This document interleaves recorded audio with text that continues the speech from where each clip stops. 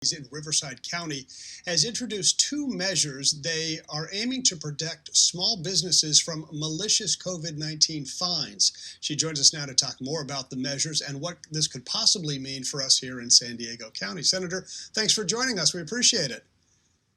Oh, thanks very much for having me. And our businesses certainly do need a lot of help, and we're doing the best that we can with the bills that we are introducing, specifically SB 102, which is one of mine. Sure. Well, tell us more about them. What made you decide to introduce these two measures, and how would they protect these small businesses?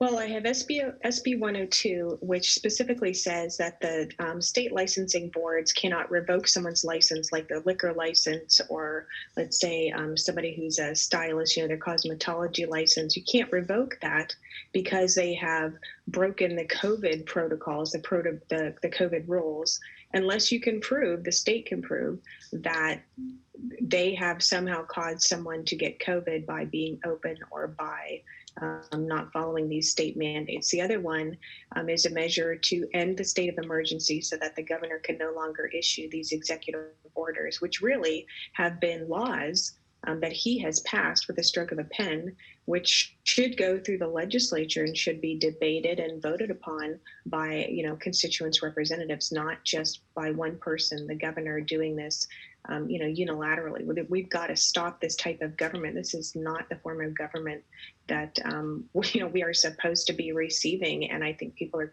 darn tired of it.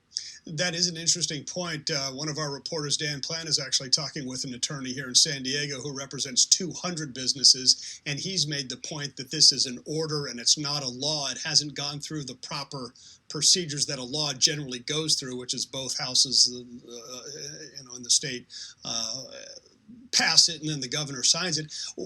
How does that distinction make for a better argument for making that measure pass? Well, constituents elect their representatives, and they do so for a reason, because we are supposed to be their voice. And so when a bill comes up, let's say a bill that says restaurants have to be closed if you're in the purple tier. Well, if your representative is there and stands up to be counted and votes, then you can go to your legislator and say, I'm happy that you voted that way. I'm very unhappy that you voted that way. Or, even beforehand, you can let your legislator know, I want you to vote for it, or I want you to vote against it. And as legislators, we are supposed to vote the will of the people that we represent. Well, you can't do that if the governor is deciding for the entire state how things are going to go down. That means that cuts us out of the process. And that's not the form of government that we have. So what would have to happen for these measures to then become laws? Well, it would have to go through both houses of the legislature. So they would have to pass in the Senate, then they would go to the Assembly, pass there, and then the governor would have to sign them, which, is a tall order, to be sure. But I am hoping that my colleagues, regardless of their party, have come to the realization that their constituents really are fed up with this, and they want to see their government at work the way it was designed to work, and not with the current system that we have, which is one person making the rules for the entire state. Yeah, it sounds like it would be a tall order to get the governor to basically sign a law that would relinquish his power to make these laws. Yeah. The other side is obviously, hey, we're in the middle of a pandemic and ICU bed is scarce and people are dying because of this, and we shouldn't be gathering, and therefore that's why he's making this order. It's to protect all of us.